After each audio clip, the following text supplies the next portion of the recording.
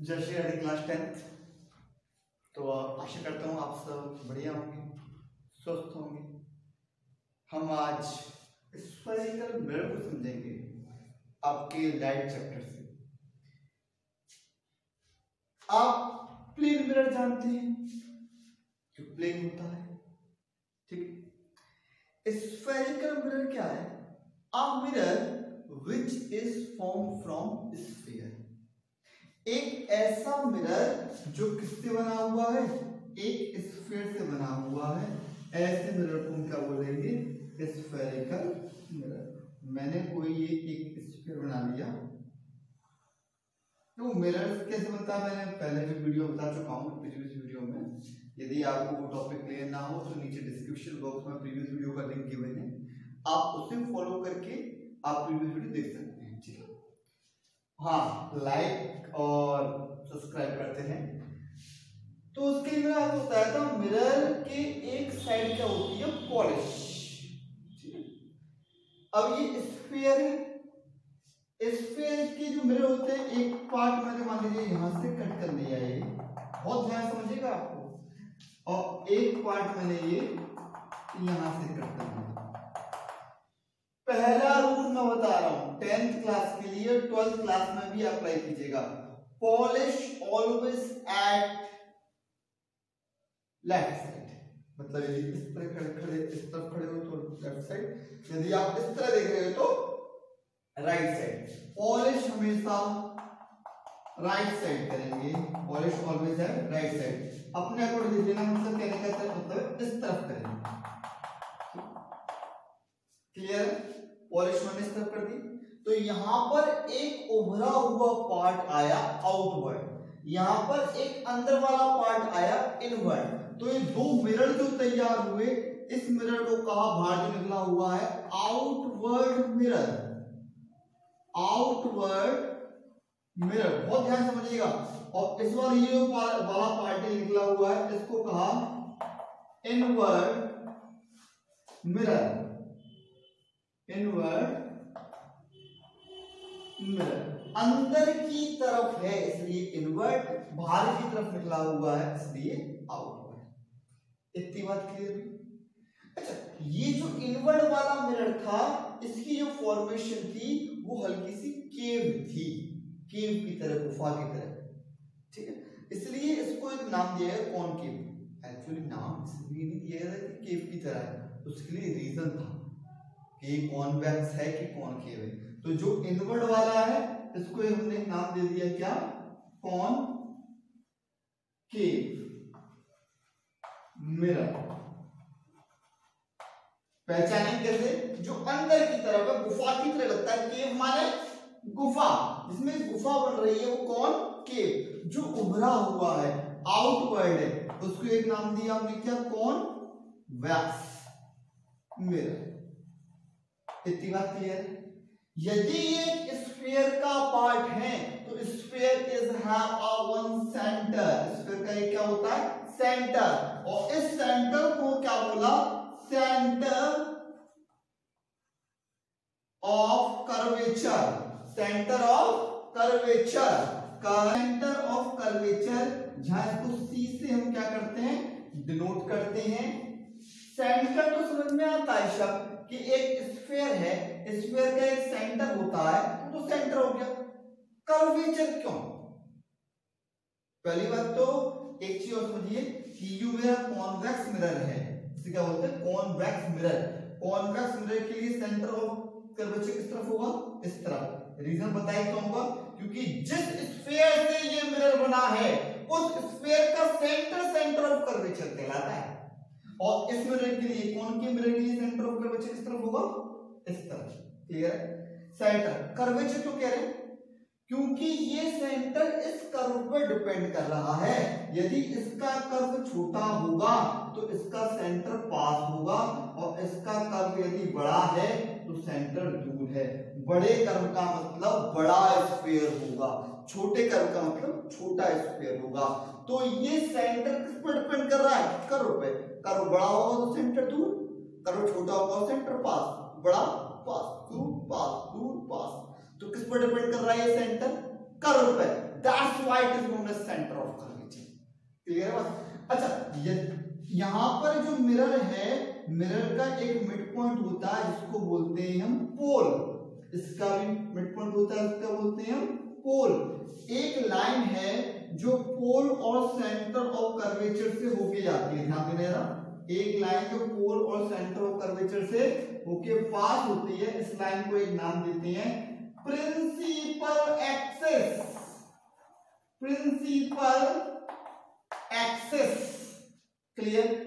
इतनी बात समझ में आ गई? किसको प्रिंसिपल एक्सिस बोलते हैं, किसको सेंटर ऑफ कर्वेचर बोलते हैं। अच्छा, यदि ये एक स्फीयर है तो यहां से यहां तक की लाइन क्या कहलाएगी, एक सेंटर से सरफेस तक की लाइन क्या बोलेंगे हम, रेडियस नहीं बोलेंगे। क्लियर है ना? बोलेंगे रेडियस होती है।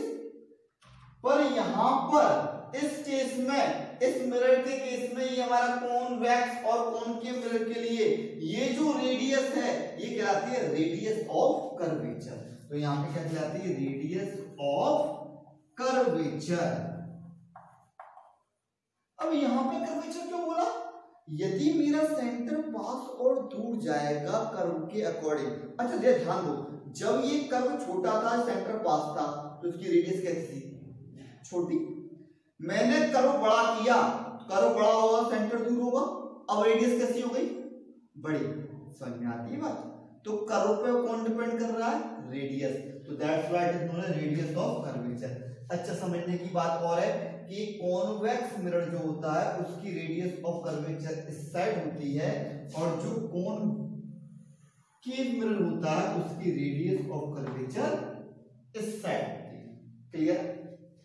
इस रेडियस ऑफ कर्वेचर का जस्ट एक मिड पॉइंट होता है, इसको बोलते हैं फोकस। इसको क्या बोलते हैं, फोकस। अच्छा, इसमें एक बात है, why it is also known as focus. इससे फोकस क्यों कहा, ये मैं आपको कुछ देर बाद बताऊंगा, बताने वाला हूं, 100% बताने वाला हूं, कि थोड़ी देर बाद बताने वाला हूं कि फोकस क्यों कहा। तो अभी तो समझिए फोकस मिड पॉइंट, इसका रेडियस ऑफ कर्वेचर का। इस फोकस से और पोल तक की डिस्टेंस कहलाती है फोकल लेंथ। इसकी फोकल लेंथ इस साइड, इसकी फोकल लेंथ इस साइड, तो ये भी क्या कहलाएगी, फोकल लेंथ। बात समझ में आ रही है?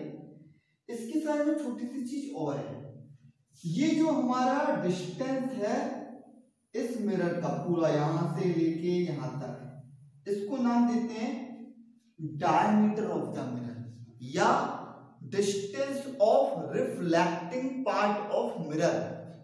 यदि मैं आपसे पूछूं, ये जो मिरर है कॉनकेव जिसको हमने बोला है, जो हमारा इनवर्ड मिरर है, इसका रिफ्लेक्टिंग पार्ट कौन सा है, ये तो पॉलिश है, इधर वाली चीज तो पॉलिश है, रिफ्लेक्टिव कौन सा है, ये वाला। मतलब यहां से लाइट आएंगी और रिफ्लेक्ट होंगी, तो इस रिफ्लेक्टिंग पार्ट की जो डिस्टेंस है, इस डिस्टेंस को हमने एक नाम दिया एपर्चर।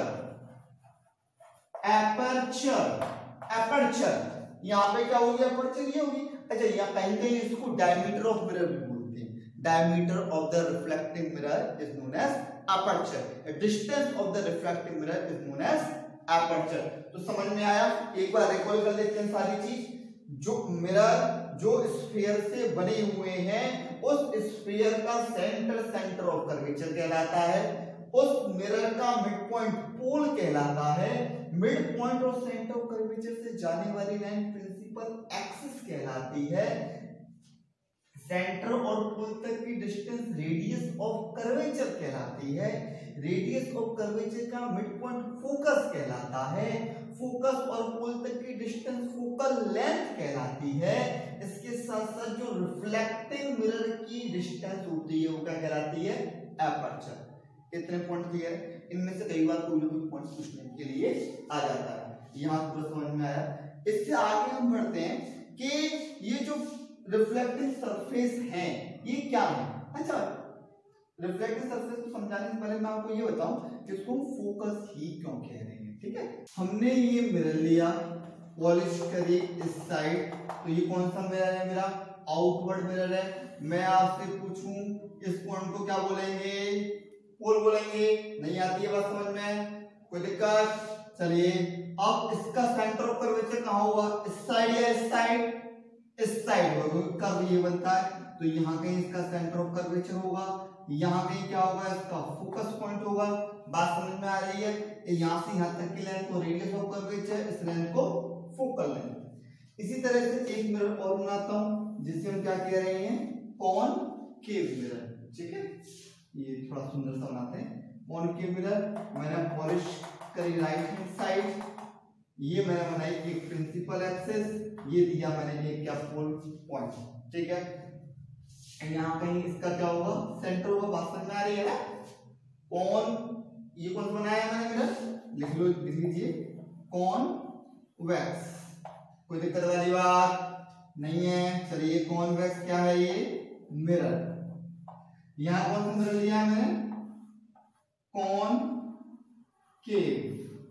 क्या है ये, मिरर। कोई दिक्कत वाली बात, इतनी बात समझ में आती है? चलिए आपको समझ में आ रहा है, बहुत बढ़िया। हाँ, आगे देखते हैं इसमें क्या हो गया। यहाँ पे सेंटर ऑफ कर्वेचर क्या लगे, क्लियर है, इसका यहाँ की तरफ आएगा, यहाँ रेडियस ऑफ कर्वेचर होती है, ये मेरा फोकस हुआ। सबसे पहली बात, मैं सपोज कर रहा हूँ रेज मेरी इन्फिनिटी से आ रही है, बहुत समझने वाली बात है। इस पे भी रेज कहां से आ रही है, इन्फिनिटी से। इस पे भी रेज कहां से आ रही है, इन्फिनिटी से। ये इन्फिनिटी क्या है, आप कहेंगे अनंत, तो कोई तो पॉइंट होगा ना जिसको मैं इन्फिनिटी कहूं। नहीं आती बात समझ में? कितनी दूर है, मतलब इस पे रेज आ रही है, इसके लिए कौन सा पॉइंट इन्फिनिटी है, ये वाला पॉइंट इन्फिनिटी। ये कहां, वहां जाके इन्फिनिटी है, किस पॉइंट पे इन्फिनिटी है? तो इसके लिए छोटी सी आपको बात बताता हूं। देखिए, मैंने कहा था ये जो मिरर है किसका हिस्से हैं, एक स्फीयर के। ये मिरर किसके हिस्से हैं, एक स्फीयर के। तो इस मिरर की रेंज कितनी होगी, जितनी इस स्फीयर की रेंज है। मतलब यहां से ये जो मैंने मिरर बनाया है, इस मिरर की रेंज कितनी है, ये इससे बाहर तो इसकी रेंज नहीं है। मतलब यदि पॉइंट इस सर्किल के बाहर है तो इसके लिए क्या है, इन्फिनिटी। अच्छा, यदि ये बाहर है तो मतलब इस डिस्टेंस के बियॉन्ड पॉइंट, ये वाली डिस्टेंस क्या कहलाती है, डायामीटर। इसका मतलब क्या हुआ, यदि किसी मिरर के डायामीटर से दूर कोई पॉइंट होगा तो क्या कहलाएगा, इन्फिनिटी। या डायामीटर को एक और नाम दे सकता हूं मैं, twice of radius of curvature. Diameter क्या होता है, रेडियस का दूना, तो यहाँ पर रेडियस को क्या बोल रहा है, radius of curvature. Radius of curvature के ट्वाइस से बाहर कोई पॉइंट है तो पॉइंट कैसा कंसीडर किया जाता है, एज अ इन्फिनिटी। ये तो इन्फिनिटी वाली बात हुई। मैं ये कह रहा था कि इस मिरर में कहीं इन्फिनिटी से रेज आती है। इन्फिनिटी से जब भी रे आती है तो प्रिंसिपल एक्सिस के पैरेलल हम कंसीडर करेंगे, यहाँ पर 10th मिनट। ठीक है, तो ये मेरी रे आई पैरेलल, बहुत सुंदर सी रे आ रही है। ठीक है, हमने यहाँ पे एक चीज देखी, रे आती है, ये कौन सा मिरर है, रिफ्लेक्टिंग मिरर होते हैं, रिफ्लेक्शन को फॉलो करते हैं। रिफ्लेक्शन को फॉलो करने का मतलब क्या है, किस चीज को फॉलो कर रहे हैं? मैंने पहले ही बताया था कि जब जब रिफ्लेक्शन होगा वो क्या फॉलो करेंगे, सिद्धांत फॉलो करेंगे, किसका, रिफ्लेक्शन का, लॉज ऑफ रिफ्लेक्शन को फॉलो करेंगे। तो ये कौन सी रे है, बहुत ध्यान देना, इसका रिफ्लेक्शन कहां होगा ये बताने जा रहा हूं। ये है मेरी इंसिडेंट रे। कौन सी रे है ये मेरी, इंसिडेंट रे। इंसिडेंट रे जिस पॉइंट पर आती है उस पॉइंट पे क्या बनता है, नॉर्मल। अच्छा, यदि एक कोई सर्किल है, इस सर्किल की यहाँ पे पॉइंट है, इस पॉइंट का नॉर्मल कहां से बनेगा, सिंपल सी बात है, सेंटर ऑफ कर्वेचर पे। क्योंकि सेंटर ऑफ कर्वेचर से जितने भी ये पॉइंट जाते हैं सेंटर से, ये उस पॉइंट के लिए क्या होते हैं, परपेंडिकुलर। आपने पढ़ा होगा ना, किसी भी पॉइंट से एक टेंजेंट जाती है, वो टेंजेंट क्या होती है, परपेंडिकुलर। परपेंडिकुलर किसके, उसके रेडियस के। पढ़ा हुआ है ना ये बात, वैसे पढ़ाते। तो यहां से हम एक नॉर्मल ड्रॉ करेंगे, नॉर्मल रे कहां के लिए, सेंटर ऑफ कर्वेचर से कर दिया। हमने क्या पढ़ा था, हमने ये पढ़ा था, यदि यहां पर एक क्या है, यहाँ पर एक मिरर लिया हमने, ये पढ़ा था लॉ ऑफ में कि ये हमारी इंसिडेंट रे आ रही थी, इसके बाद हमने यहाँ पे क्या बनाई थी, एक नॉर्मल रे बनाई थी। जितना एंगल यहाँ बना था ऐसे कहा था angle of incident. Angle of incident angle of reflection के बराबर होता है। आप बता सकते हैं यहाँ एंगल ऑफ रिफ्लेक्शन कहाँ बनाऊंगा मैं? सिंपल सी बात है, यहाँ की तरफ। अच्छा, इसको ही फॉलो करके यहाँ से रिफ्लेक्टेड रे चली जाएगी, इसको ही यहाँ फॉलो करें, ये मेरी इंसिडेंट रे, ये नॉर्मल रे, तो ये वाला एंगल कौन सा हो गया? Angle of incident. Law of reflection को फॉलो करेगा। लॉ ऑफ रिफ्लेक्शन क्या कहता है? Angle of incident angle of reflection के बराबर है। तो एंगल ऑफ रिफ्लेक्शन कहां बनेगा बताएं जरा? यहां की तरफ बनेगा या यहां की तरफ बनेगा? समझ में आ रहा है कुछ? ऊपर की तरफ बनेगा, यहां बनेगा। उतना ही मैंने क्या बनाया? एंगल में। तो ये रिफ्लेक्शन कहां हुआ इसका? इस साइड लाइट आई और लेकिन क्या हो गई? डाइवर्ज हो गई। पैरेलल लाइट आ रही थी, due to the laws of reflection angle of incidence बराबर एंगल ऑफ रिफ्लेक्शन को फॉलो करते हुए क्या हो गई? डाइवर्ज हो गई। यदि मैं इस रिफ्लेक्टिंग रे को महसूस करूं कि कहां काट रही होगी, तो वो पॉइंट क्या कहलाता है? फोकस। मतलब उस पॉइंट पर क्या आया? उसका फोकस आया। समझ में आई? तो समझ में आ रहा है? फोकस इसको बोलेंगे। मतलब जो लाइट पैरेलल आ रही थी incident ray, after the reflection उसका जो इमेजिनरी पॉइंट था मीट होने का प्रिंसिपल एक्सिस से, वो फोकस कहलाया। यदि एक और रे बना दूं मैं, ध्यान देना, तो ये भी क्या होगा? यहाँ से नॉर्मल बनेगा और ये क्या हो जाएगी? डाइवर्ज हो जाएगी। ठीक है, पर रिफ्लेक्टिंग रे को लेके आएंगे तो कहाँ आएगा? इस पॉइंट पर। तो जिस पॉइंट पर इंफिनिटी से आने वाली line after the reflection meet करती है, उस पॉइंट को फोकस बोलते हैं। बात समझ आई?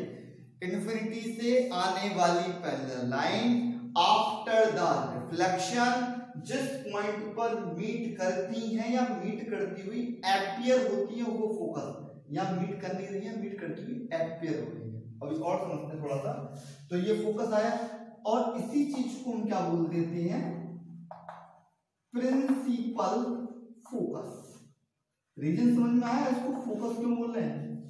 तो अब लेते हैं हम क्या कॉनकेव में। यहाँ पे भी इंफिनिटी से रे आ रही है। कैसे आ रही है? इंफिनिटी से आने वाली रे पैरेलल होती है। यहाँ पर क्या होगा? रिफ्लेक्शन होगा।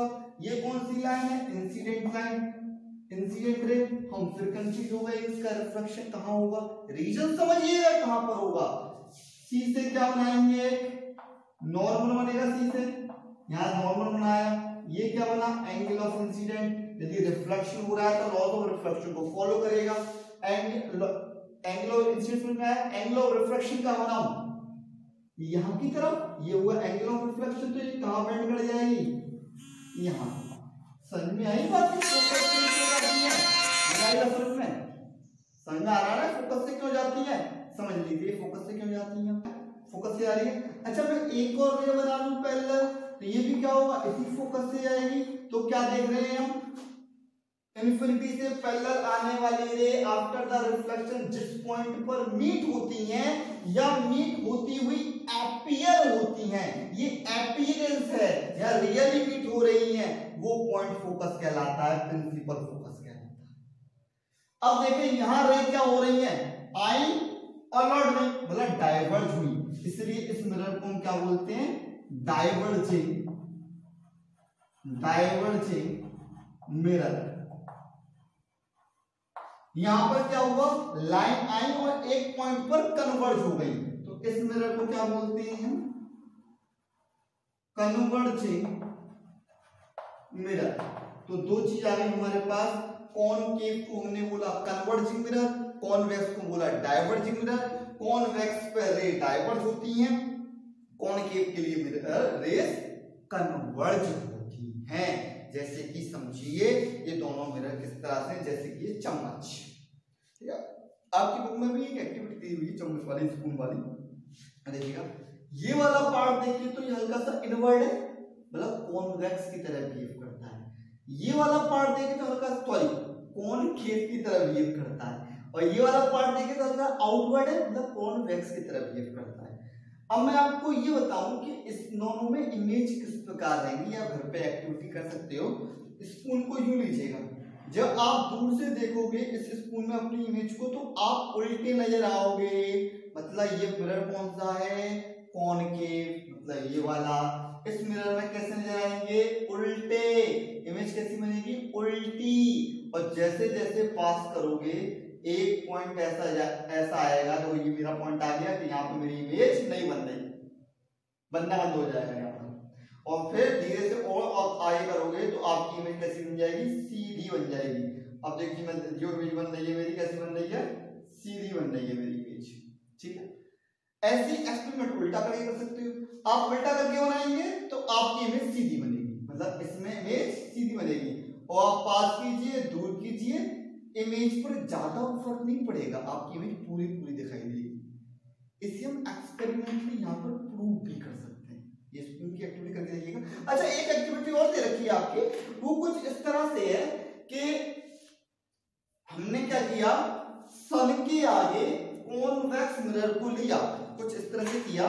मान लीजिए एक बुक है और हमने क्या लिया, ये मिरर है कॉन्वेक्स, इसे सन के आगे यूं रखा और सन की सारी रे को इस पे क्या किया, कन्वर्ज किया, और इस तरह सेट किया कि यहाँ पर बहुत टिनी लाइट फोकस बन रहा है, तो सारी की सारी लाइट एक ही पॉइंट पे आ रही है। तो इस तरह सेट कर लिया हमने, सेट करके आगे पीछे, तो जहां पे क्या बनेगा, फोकस बहुत टिनी स्पॉट क्लियर हो जाए, क्रिएट हो जाएगा वहां पर, ठीक है। जहां क्रिएट होगा थोड़ी देर रख के देखिएगा, वहां पर आग लग जाएगी। हमने देखा है कई बार, मैंने प्रैक्टिकल भी कराया है, ये हो जाता है, सर इजीली हो जाता है, कोई दिक्कत वाली बात नहीं। तो ये समझ में आया, ठीक है। यहाँ पे समझ में आ गया, इंफिनिटी से रे आ रही है, डाइवर्जिंग हो रहा है, ये कन्वर्जिंग हो रहा है। अब इसमें बनाएंगे इमेज। इमेज बनाने के लिए पहले समझते हैं रूल्स ऑफ इमेज। इमेज बनाने के रूल्स क्या है हमारा, rules of image formation. Rules of image formation, और जो हमारी इमेज बनती हैं कॉनकेव और कॉन्वेक्स में, जिनको हमने डाइवर्जिंग और कन्वर्जिंग बोला, वो हम समझेंगे नेक्स्ट वीडियो।